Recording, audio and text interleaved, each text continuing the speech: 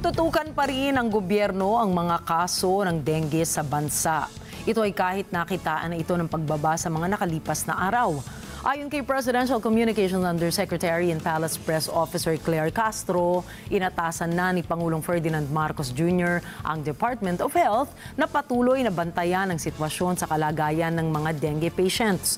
Nakatulong sa pagbaba ng mga kasong mabilis na aksyon ng ahensya sa ilalim ng proyekto na Alas 4 kontra Mosquito. Payo ng gobyerno, patuloy na maglinis ng kapaligiran para maiwasan ang pagkakaroon ng breeding places ng mga dengue-carrying mosquitoes, lalo na at nalalapit na naman ang panahon ng tag-ulan. Naging mabilis rin ang pagbibigay ng sapat na medical attention para sa mga dumudulog sa dengue fast lanes ng DOH hospitals.